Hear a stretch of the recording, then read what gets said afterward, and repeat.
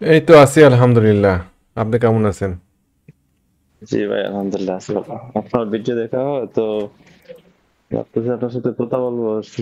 তো দেখি তো পারি না, আপনার সাথে আপনি অনেক ব্যস্ত থাকেন। আচ্ছা আচ্ছা, এই না জন্য ঠিক ওনাকে আছে। মেসেজ দিয়ে রাখি, যদি সুযোগ হয় তাইলে মনে করেন ভালো হয়। আমি একটু বাইরে থাকি, তো মার্কেটের সাথে অনেকদিন ধরে ছিলাম, আছি এখানে। তো মাঝে মধ্যে এই 2 বছরের মধ্যে কেনা বেচা করি নাই, তো ইদানিং আবার নতুন একটা কোড করলাম, তাহলে আবার কিছু টাকা ইনভেস্ট করছি। আর আগে কিছু মাল কিনা ছিল, প্রায় 12-13 লাখ টাকার মাল। এগুলো অনেক কম দামে সেল দেই নাই, রয়ে গেছে এখন। তো যদি একটু তো দেখতেন এগুলো কেমনে কি করা যায়। আপনার ভিডিও দেখি মাঝে মধ্যে, অনেক সুন্দর আপনি বিশ্লেষণ করেন, ভালো লাগে এগুলা দেখি ভাই। আপনি তো মানে ফ্রান্সে থাকেন নাকি? জি জি, প্যারিসে থাকি। ও, বাহ। তো বলেন কি অবস্থা, কোন শেয়ার দেখতে চাচ্ছেন? হ্যাঁ, আমার তো কিছু জেমিনি সি ছিল, তারপরে একটা একটা করে দেখেন। জিমনেশিয়া, আমরা এটাকে জেমিনি সি ফুড। আচ্ছা, জেমিনি সি ফুডে আমি সেল সেলের কথা বলেছিলাম অনেক আগে। জেমিনি সি ফুডে কোনো টার্গেট মাসাল উপরে হবে অনেক। কেমন আমার সব আঁকানোগুলো সব নাই সম্ভবত। তো যাই হোক, জেমিনি সি ফুড আশা করি শেয়ারটা এখন চলে কত, 169। 60-69। 169 আর একটু নামতে পারে, 159 এরকম জায়গাতে জেমিনি সি ফুড নামার সম্ভাবনা আছে। নামার যদি নামে এই জায়গাতে, তাহলে পরে এখান থেকে আবার একটা, আপনি কত করে কেনা জেমিনি? আমি 153, 149 এরকম কিনা। 153, 149, তো লো রেটেই তো কেনা ছিল, অনেক উপরে উঠলো, প্রফিট নেননি কেন? প্রফিট নিতে হবে আমাদেরকে না? শেয়ার করি নাই, ভাবছি তো অনেক বড় শেয়ার, তো তাই গ্যাপ দিবে ভালো, এই জন্য রেখে দিচ্ছিলাম। না, ও যাবে, ও ধরেন কোনো এক সময় যাবে, কিন্তু আমরা আমরা প্রফিট নিব। ধরেন আপনার কাছে যদি 100টা শেয়ার থাকে, তাহলে পরে আমরা লম্বা সময়ের জন্য রেখে দিতে পারি 20টা বা 25টা শেয়ার। কিন্তু 100টা শেয়ারে যদি রেখে দিই, তাহলে পরে আমাদের আসলে আমাদের আসলে শেয়ারটা নিয়ে যেমন একদিকে দুশ্চিন্তা হয়, অন্যদিকে অন্যদিকে হ্যাঁ, মানে একটা পেরেশানির কারণ এক্স্যাক্টলি হয়। আসলে সেটাই। আমি একবার চাইছিলাম সেল দিতে, বাট পরে কি উম, যে ঢুকছে মাথার মধ্যে যে কই রেখে দেই। একটু জোরে কথা দেখলাম যে বলেন, আমি এখানে, আপনার কথা শুনতে পাচ্ছি না। হ্যাঁ, আমি একবার ভাবছিলাম যে সেল দিয়ে দিব 200 টাকা, 205 টাকায়। আচ্ছা। পরে ভাবলাম এটা অনেক সময় 800 টাকা, 700 টাকা ছিল, সেই তুলনায় এটা কোনো প্রাইসই করে নাই, এই জন্য রেখে দিছিলাম। জি জি বুঝতে জি। পারছেন? তো জেমিনি সি তো ফুড আশা করি একটু কমবে। কমলে পারে আপাতত একটা বাউন্স পাবেন হয়তো উপরের দিকে। একটা ডবল টপ এরকম কিছু একটা করবে। 159 টাকা, 60 টাকা এই রেঞ্জে নামতে পারে। আরও 9 টাকা, 10 টাকা নামার সম্ভাবনা আছে এই শেয়ারটাতে। তো যদি যদি 109 টাকা, 10 টাকা আরও নামার পরে ব্যাক করে, তাহলে পরে আপনি হয়তো একটা কুইক রিকভারি পাবেন। 188 টাকা, 89 টাকা এরকম একটা রিকভারি পাবেন। সে সময় আপনি সিদ্ধান্ত নেবেন যে আপনি কিছু শেয়ার সেল করে দিবেন কিনা।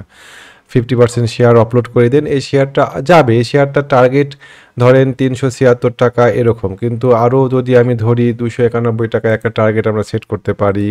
হ্যাঁ, 291 টাকা, 300 টাকা এরকম জায়গাতে একটা টার্গেট সেট করতে পারি আমরা। তারপরে আমরা এই শেয়ারটাতে একটা টার্গেট মিট আপ করেছে সে। 196 টাকা, 200 টাকা একটা টার্গেট ছিল, এই জায়গাতে কিছু শেয়ার সেল করা উচিত ছিল, এবং আমি সেল করতে বলেও ছিলাম অনেককে এই জায়গায় 300 টাকায়। জি জি এখন জি। ও আবার হয়তো 160 টাকা, 59 টাকা থেকে একটা উপরের দিকে বাউন্স দিবে, দিয়ে একটা ডবল টপ বাই জাতীয় কিছু করার চেষ্টা করবে, বা এখান থেকে ঘোরার চেষ্টা করবে। তো 160 টাকা থেকে যখন শেয়ারটা আবার 190 টাকায় যাবে, তখন 25%, 30% আপনার কৌশল অনুযায়ী কিছু শেয়ার অবশ্যই ছেড়ে দিন সে সময়। উপরে উঠলে পরে তখন আমরা বা আপনি যদি মনে করেন যে না, আমি রেখে দেবো ধাপে ধাপে, আপনি সম্পূর্ণ শেয়ার নিয়ে একদম টপে গিয়ে বিক্রি করবেন, এটা আসলে খুব নার্ভের বিষয় আর কি। নার্ভটা আমরা ধরে রাখতে পারি না অনেক সময়, আমরা পারিব না। সুতরাং আমরা ধাপে ধাপে শেয়ার ছেড়বো, ধাপে ধাপে কেনা কেউ ধাপে ধাপে কিনবো। আপনার পরের শেয়ারটা বলেন। এরপরে হচ্ছে ভাইয়া সোনালী হাঁস। সব লো পেইড আপনার, তাই না? আমি লো সব পেটে লোকে নিয়ে আমি লো পেটগুলো যেমন অনেক টাকা দেয় খুব দ্রুত, সে তেমনি ভাবে পড়ার সময়ও খুব দ্রুতই পড়ে। ঠিক আছে, সোনালী আঁশ। সোনালী আঁশের ক্ষেত্রে ভাই আমার টার্গেট একটু নিচে, আপাতত 200 টাকার দিকে শেয়ারটা মানে একটা ব্রেকডাউন হয়েছে, রিটেস্ট হয়েছে। আমি শেয়ারটাকে 200 টাকা এরকম জায়গাতে যদি নামে, তখন আবার এখানে বাই দেওয়া যেতে পারে আবার কুইক একটা বেনিফিটের জন্য। সো আপাতত 200 টাকাতে শেয়ারটা নামছে, এরকম প্রস্তুতি আপনার রাখা উচিত।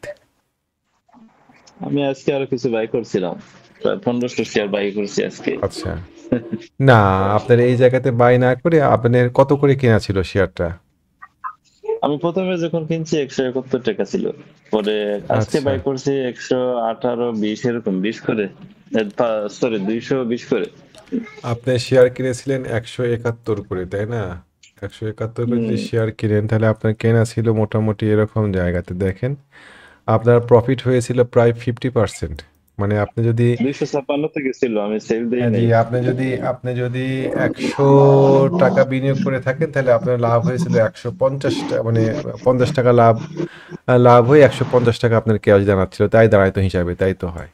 তো ভালো প্রফিট ছিল, বাট আমি সেল দেই নাই, মানে সেটাই সেল আমার দেওয়া টার্গেট উচিত ছিল ছিল। 300 এর উপরে। হুম। এই জন্য আমি আর সেল দেই নাই, আমার টার্গেট ছিল যে 300 ক্রস করলে আমি সেল দিয়ে দিতাম সব। আসলে আমাদের এই প্রত্যাশাগুলাই আমাদেরকে ইয়া করে, ওই ঝামেলার মধ্যে ফেলে। আমরা প্রফিট নিব, ধাপে ধাপে প্রফিট নিব, কিছু শেয়ার রেখে দেব দীর্ঘমেয়াদী।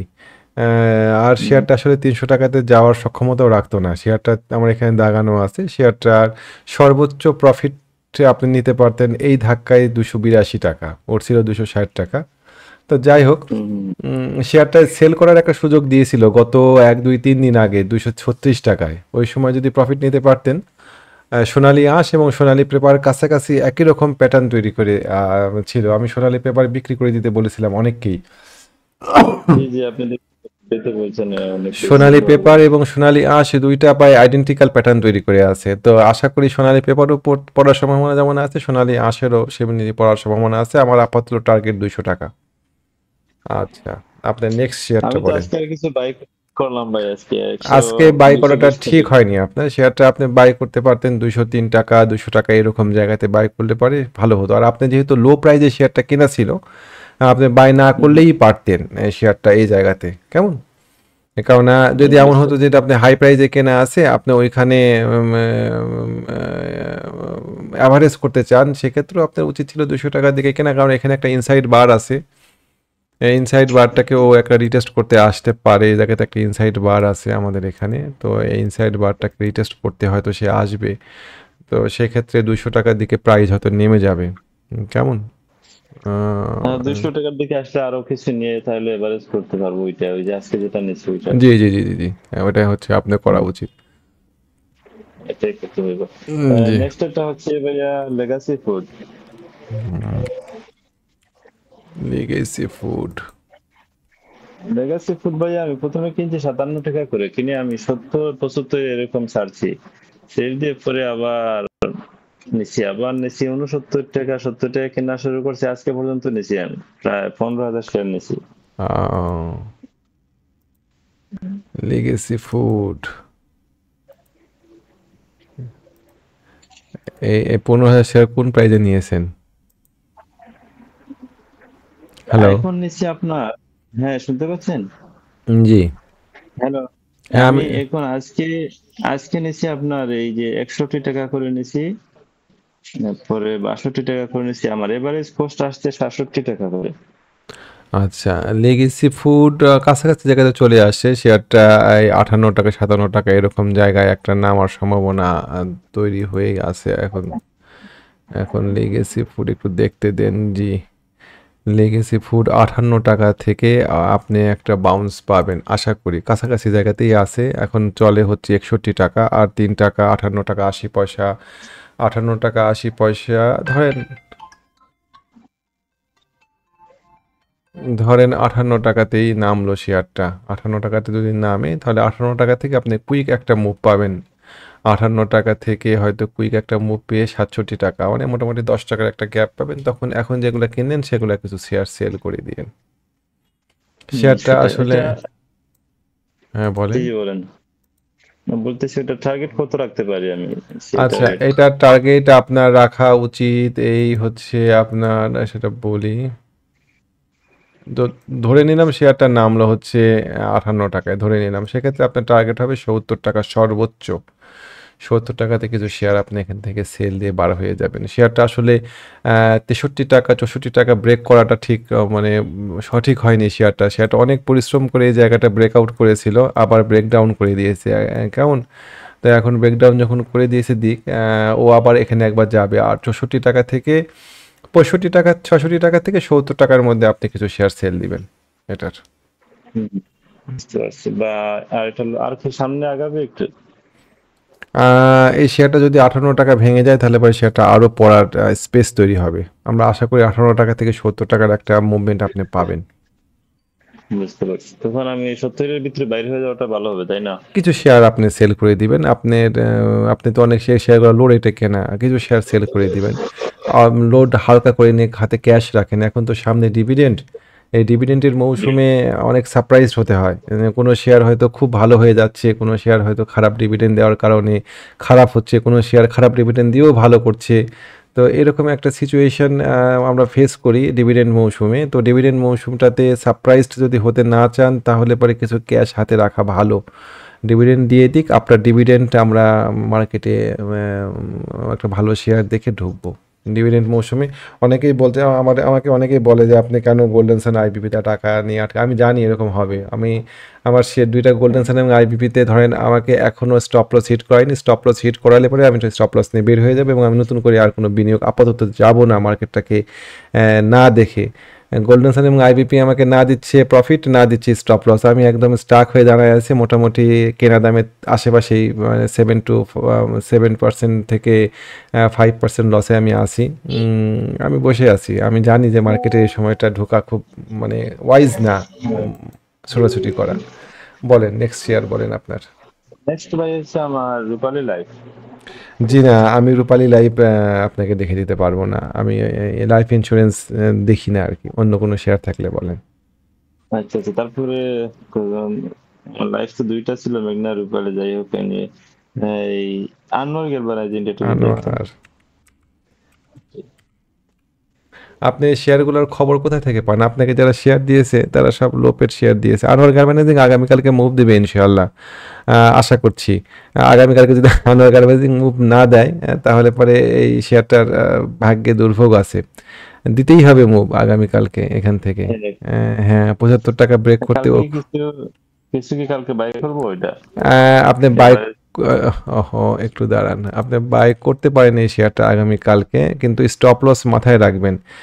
আপনি কিনবেন ধরেন 74 টাকা 75 টাকা, ধরেন ধরেন আপনি কিনলেন আগামীকালকে একটু কমেই পেলেন, 73 টাকাতে পেলেন। আপনার স্টপ লস মাথায় রাখবেন এই শেয়ারটাতে 67 টাকা। 67 টাকা 6 টাকা ঝুঁকি আপনাকে নিতে হবে এই শেয়ারটাতে। এই যে আমরা আচ্ছা আচ্ছা। ঝুঁকিগুলা না যদি নিই, আমরা যদি পরিকল্পনা না করি, দেখেন আপনি প্যারিসে থাকেন, আপনার একটা পরিকল্পনা থাকে প্রত্যেক দিনের। তো আমরা এই পরিকল্পনাগুলা আমরা করি না। পরিকল্পনাগুলো না করার কারণে আমাদের আমাদের হয়তো কখনো অপ্রত্যাশিত লাভ হয়, লাভ হওয়ার পরেও নিতে পারি না। আবার কখনো আমরা অপ্রত্যাশিত লসের মধ্যে পড়ি। যেমন আপনি দেখেন শেয়ারগুলো প্রত্যেকটাতে আপনি প্রায় 50% 60% প্রফিট করেছিলেন। পরিকল্পনা না থাকার কারণে প্রফিটগুলো নিতে পারেননি। তা আমাদের উচিত প্রত্যেকেরই পরিকল্পনা থাকা একটা, যে আমরা শেয়ারটা কোথায় নিব, কোথায় প্রফিট টেক করব, কোথায় লস নিব, কতটুকু লস নিব, এই বিষয়গুলো মাথাতে রেখে আমাদের ট্রেড করা উচিত। এই হচ্ছে অবস্থা। আনোয়ার গার্মেন্টিং কালকে আপনি নিতে পারেন, অবশ্যই আপনি এক্সিটটা মাথায় রাখবেন। 67 টাকা হচ্ছে আপনার এক্সিট পয়েন্ট। আর সামনে বাইরে হবো কত তো ভাই? শেয়ারটাতে আপনি প্রথম ধাক্কায় প্রফিট নেবেন, অবশ্যই বারে বারে প্রফিট নিব আমরা। প্রথম ধাক্কায় প্রফিট নেবেন এই ডাবল টপের নেকলাইনে 81 টাকায়। তারপরে কিছু প্রফিট নেবেন শেয়ারটাতে 85 টাকায়, কিছু শেয়ার রেখে দিবেন 110 টাকায়। 110 টাকায় বিক্রি করার জন্য, কেমন? তো জি জি, ওভারঅল হচ্ছে বুঝতে এই পারছি। সিচুয়েশন দাঁড়ায় আছে। মোটামুটি আশা করি ধাপে ধাপে প্রফিট নিলে পরে এটা হচ্ছে পরিকল্পনা। তো ঠিক আছে ভাই, লাস্টের একটা ভাই রয়েছে আমার অনেক পুরানো, যেটা আমি 3 বছর আগে নিয়েছিলাম ভাই, একমিপিএল একটা শেয়ার, ওইটা অনেক দিন ধরে আমি হোল্ড করে কোনটা আছি। কোনটা? একমিপিএল, ওই যে pharmaceutical, Acme, AC MPPL. Acme paste. Acme paste, এটা কি? PL, Acme pesticide. এটা একটা, আচ্ছা আচ্ছা। এটা কি ডিভিডেন্ড ঘোষণা এটা আমি করেছে?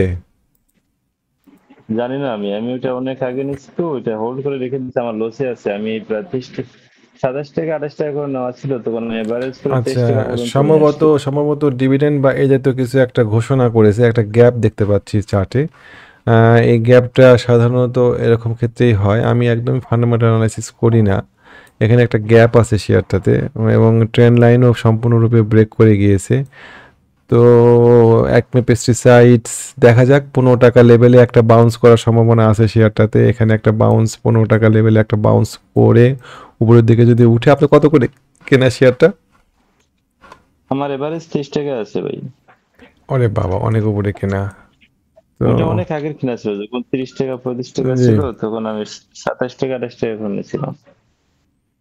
23 টাকা ওগুলো আপনার পড়ে এই গেছিল রেটে, প্রায়। এই রেটে কেনা। তো ঠিক আছে, এখন পড়ছে, পড়তে দেন, আরো একটু পড়ুক, পড়লে পরে আপনি অ্যাভারেজ করে নিয়েন, কেমন? যদি আপনি ওটা 11 পর্যন্ত নাম ছিল, 11 টাকা পর্যন্ত নাম ছিল, আমি সেল করে রেখে দিই। আরো যদি কমে, একটা সার্টেন লেভেল পর্যন্ত নামুক, 13 টাকা 50 পয়সার দিকে যদি পান, তাহলে পরে সেটাতে কিনে কিছু অ্যাভারেজ করে শেয়ারটা থেকে অ্যাভারেজ করে বাড়ানোর চেষ্টা করেন। এখন তো আপনি অনেক উপরে কিনেছেন। তো ঠিক আছে ভাই, আহমেদ ভাই, পরে কথা হবে ইনশাআল্লাহ আবার। জি, ওকে ভাই, সালাম ধন্যবাদ আলাইকুম। ভাই। ওকে, জি। আসসালামু আলাইকুম ভাই।